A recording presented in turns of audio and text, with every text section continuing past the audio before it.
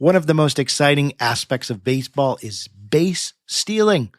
It takes skill, speed, and strategy to be successful at swiping bags. And some players have mastered this art form. So today, we're going to look at some of baseball's top base stealers over the years and examine their techniques for success. Today on Rounders, A History of Baseball in America.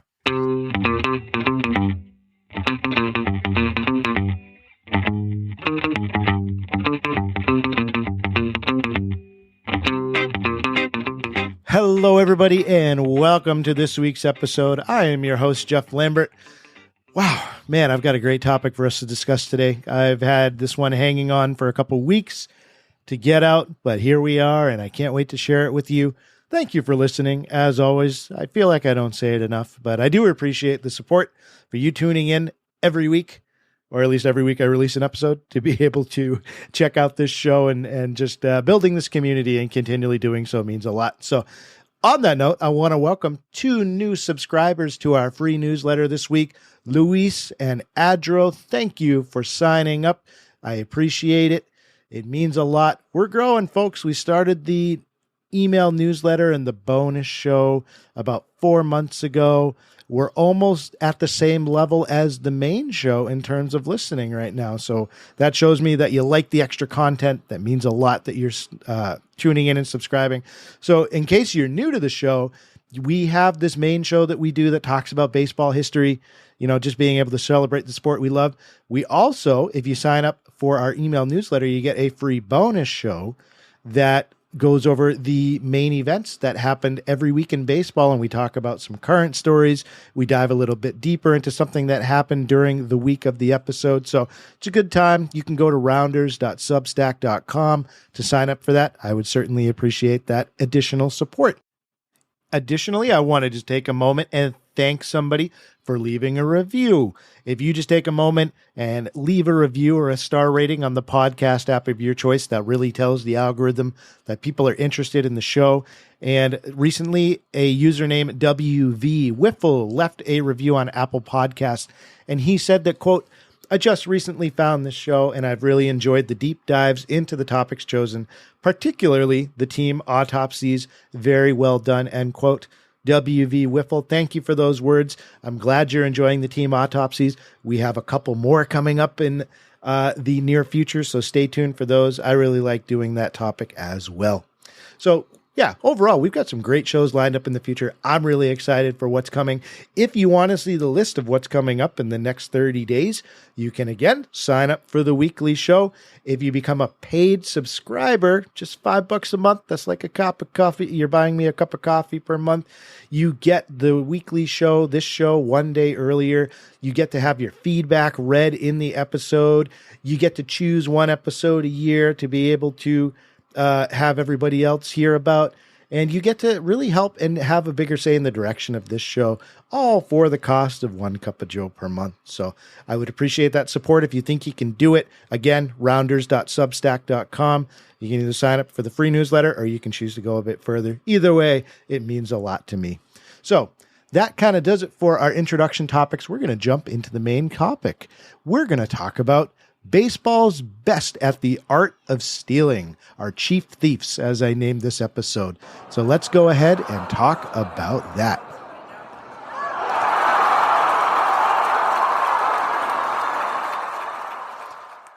Base stealing is an important part of the game of baseball. Throughout history, there have been some great base stealers who've made their mark on the sport, and we're going to look at the top 5 chief thieves in MLB history. We begin with none other than Tim Raines.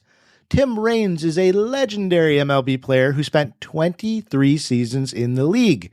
He played for 6 different teams, most notably for the Montreal Expos and the Chicago White Sox, where he was twice named an All-Star.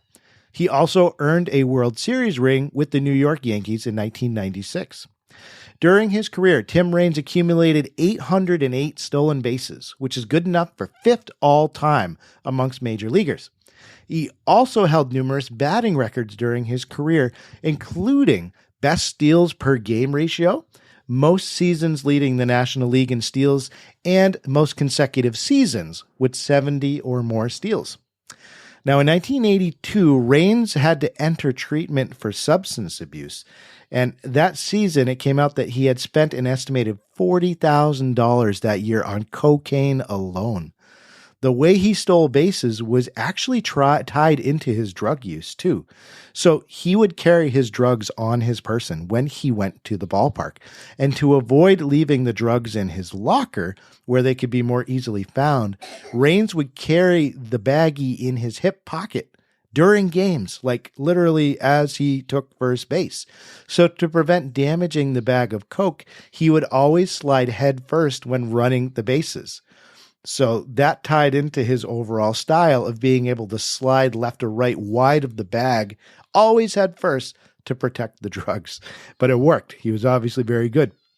And, you know, it did cut his career, I think, a little bit shorter in terms of productivity, because he certainly was on a very high arc. It was the 80s. A lot of players were doing coke during this time. But you got to wonder if he had kept himself clean, could he have done more? But there is a positive note to Raines' story. He did get himself cleaned up. He continued his career. He retired in 2002. He did spend 23 seasons in the league, even if his productivity did drop off. He's only one of 29 players in baseball history to date to have appeared in a Major League Baseball game in 4 different decades. So Tim, certainly deserving of that number 5 spot for his ability to be able to swipe it back. Number 4 on our list is Ty Cobb. Yeah, maybe you didn't see that one coming. Maybe you did. But Ty Cobb was an impressive base stealer throughout his career. He swiped 892 bags over 24 seasons. And he also held the single season record for most stolen bases with 96 set in 1915. He led the league in stolen bases 12 times throughout his career, and he held a lifetime average of .367 steals per game, which is still one of the highest ratios in MLB history. Ty Cobb also had the record for stealing home more than any other player. He was the master at this. So the thing is that we know he was really good at it from reading primary and secondary source accounts, but the actual number of times he stole home is a little bit nebulous because a steal of home plate is not an officially recorded statistic. On baseballalmanac.com, they have done some research and they've come up with the number that they credit him with 54 steals of home. That's 21 more since they started tracking this stat. His closest competitor is Max Carey, who played in the National League and stole home 33 times. So 54 for Ty Cobb stealing home to our best estimation. So Cobb is also said to, during a game, to have stolen second, third, and home on consecutive pitches. Think about that for a second. He also once stole home when Yankees players had crowded around home plate protesting a call.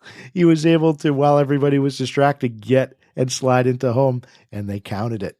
It's even stated that Ty Cobb had 9 different variations of his slide. He was very versatile in how he swiped bags, so that tied into his technique. Ty Cobb retired in 1928. He spent 2+ decades with the Detroit Tigers, and he also spent brief stints with the Philadelphia Athletics and the Chicago White Sox. He was inducted into the Baseball Hall of Fame in 1936, and he passed away in 1961. Ty is number 4 on our list. Number 3, our third ranking, goes to Billy Hamilton. Billy Hamilton had a 10-year career in Major League Baseball. He is one of the earliest players to make a name for himself stealing bases. He played from 1888 to 1898, and he made his home with the Kansas City Cowboys, with the Philadelphia Phillies, with the Boston Beaneaters, and with the Cincinnati Reds over the course of his career. Hamilton batted .344 over the course of his career, and he had a .455 on-base percentage, so no slouch at the plate. But in addition to his prowess with hitting, during his time in the league, he did set the single-season record for stolen bases with 111. That record lasted until 1962. Overall in his career, he stole 914 bags. He also led the league in stolen bases 8 times, and he earned the nickname Sliding Billy due to his skill on the base paths. He was also known for his ability to reach base safely on bunts and pop-ups and really helped popularize that small ball style of play. Those were his two signature moves, actually. So he really helped expand the game in terms of what you could do on offense. Now, Hamilton retired after the 1898 season, but he stayed very active in the sports industry. He managed and scouted for various teams for several leagues and several different professional leagues. He was a scout for the Boston Red Sox after their formation. And so Hamilton was certainly someone who was well known on the baseball scene in the early 1900s. He also wrote for various publications during his time, and he also served as a coach for several different universities in guiding their baseball programs. So just to round out that overall fact that Hamilton really was Mr. Baseball in the early 1900s, he ended up passing away in 1940 at the age of 73, and he was inducted into the Baseball Hall of Fame in 1961. So Billy Hamilton, good enough for number 3 on our list of baseball's best base stealers. Now, before we go into our top 2, we're going to take a quick break for the 7th inning stretch. Do not go anywhere. Stay with us. Make this summer count with Harvard Summer School. With Harvard's free college programs, high school students gain confidence and insight into what college is all about, challenge themselves, and discover new friends. There are over 200 courses to choose from, including college credit courses. So it's the ideal way for students to learn something new, but most importantly, have fun. Visit info.summer.harvard.edu/Spotify to learn more. This episode is brought to you by Amazon. Sometimes the most painful part of getting sick is the getting better part. Waiting on hold for an appointment, sitting in crowded waiting rooms, standing in line at the pharmacy, that's painful. Amazon One Medical and Amazon Pharmacy remove those painful parts of getting better with things like 24/7 virtual visits and prescriptions delivered to your door. Thanks to Amazon Pharmacy and Amazon One Medical, healthcare just got less painful. Hey, everybody. Welcome back to this week's episode. We're talking about baseball's top chief thieves, those who really made an art out of being able to swipe a bag. We started off with number 5, Tim Raines, and then we talked about number 4, Ty Cobb. Number 3 on the list was Billy Hamilton. So let's go ahead and move into our top 2. And this was, I don't want to say it was a tough one, but certainly these two were close in terms of accomplishments on the field.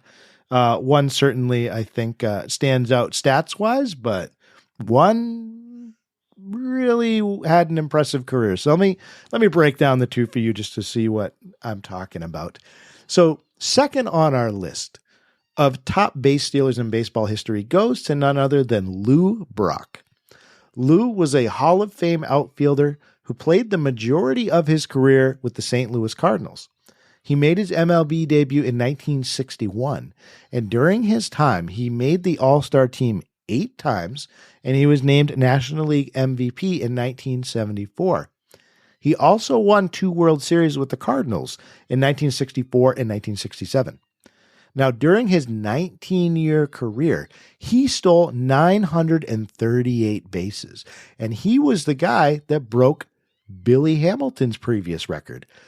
And that stood until 1991 when our top person on this list broke Lou Brock's record. But Lou overall, Sweet Lou, had a great career success rate when it came to stealing bases. He had an 81% career success rate being able to steal bags. 81% of the time he was able to beat out the throw and make it safely. That is just a staggering stat. And on top of that, in one season alone in 1964, he stole 118 bases. So not to take away anything from Billy Hamilton, but the game certainly progressed quite a bit from when, he played to when Lou Brock played. And Lou was able to do something that was truly amazing for the time. 118 bags in one season, 81% career success rate. Just someone who really set the standard for being the best at this art. So in addition to this, Brock also holds the Cardinals franchise record for most stolen bases with 814. And he's the only player in team history to have at least 100 steals in a single season. So he is Mr. Cardinal, certainly, when it comes to stealing bases, and would have overall been the guy who was known as the top chief thief were it not for our number one individual to come onto the scene. And baseball's top bag swiper in baseball history goes to none other than Mr. Rickey Henderson. Yes, Rickey Henderson, someone I loved to watch when I was a kid, even though I was a little bit younger. I'm an older millennial, so I do remember catching some games. But Rickey was just, he played for 25 seasons. This guy had a super long career. He played for 9 teams. He played for the Oakland Athletics most prominently, played for the New York Yankees, the Toronto Blue Jays. He even spent some time on the Red Sox. I remember him donning the uniform. And Henderson's career stats are impressive all around. He amassed 3,055 hits. He had 297 home runs. He had 1,115 runs batted in, and he had a 279 career batting average. And he also holds a lot of major league records. He holds the record for career stolen bases. He holds the major league record for runs and for unintentional walks and leadoff home runs. Probably didn't see that coming, did you? But yes, Rickey Henderson holds that record. But most importantly, he is the chief thief in MLB history. So let's look at the stats and see if that adds up, right? So Rickey Henderson finished his career with 1,406 career steals. That is 33% higher than the previous record that was set by Lou Brock of 938. He also holds the single season record for stolen bases. He grabbed 130 bags in 1982. 130 bases. That is insane. He was also the league's top 10 base stealer in 21 different seasons. At 21 out of 25, he led the league, or was at the top, I should say, base stealers. That's truly impressive. We're talking about someone that went into his late 30s, early 40s, and was still successful at stealing bases. And to illustrate that point even more, at age 39, Rickey stole 66 bases. At age 42, I think the second to last season in his career, he stole 25 bases at 42. Now, Rickey also holds the all-time stolen base record for the Oakland Athletics franchise. Really just an impressive career overall. He did hang it up in 2003. He had brief stints in the MLB as a coach for the San Diego Padres, for the Oakland Athletics, and the New York Mets. And then after he left baseball, he ended up founding a business, the Rickey Henderson Academy. And that academy still offers youth baseball camps and clinics around the United States. In 2009, he was inducted into the Baseball Hall of Fame on his very first ballot appearance. Truly amazing, folks. And, I think statistician and historian Bill James, who I quote a lot on this show, I really think he said it best. He was asked early on in Rickey Henderson's career if he thought that Henderson would be inducted into Cooperstown one day. And Bill James said this, quote, "If you could split him in two, you'd have 2 Hall of Famers," end quote. And Rickey certainly lived up to that promise in many more ways than one. And to commemorate the moment, I want to play for you Rickey Henderson's acceptance speech when he broke Lou Brock's record. They actually stopped the game and made some fanfare around it, and he gave a somewhat humorous acceptance speech right there on the field. I just want you to hear that. Let's listen. Lou Brock was the symbol of great base stealing, but today I'm the greatest of all time. Thank you.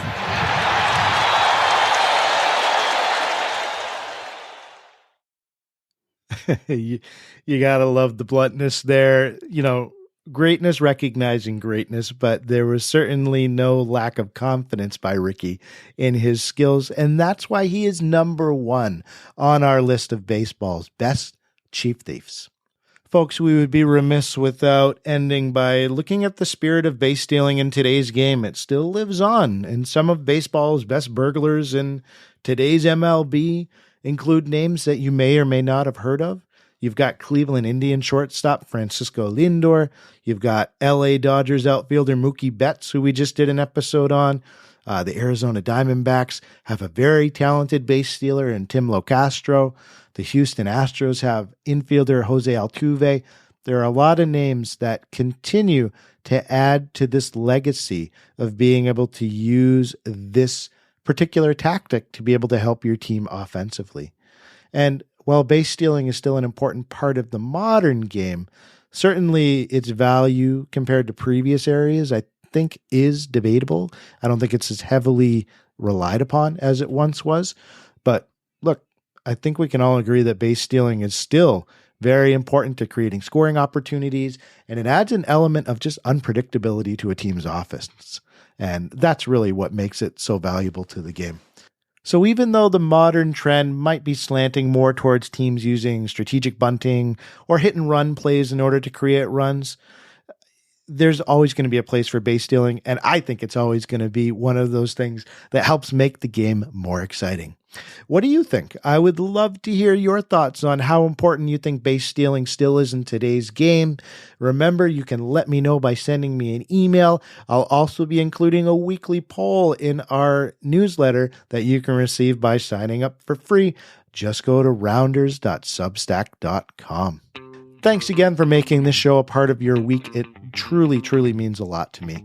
So as we conclude, remember, there are only two seasons, folks, winter and baseball. Bye, everybody.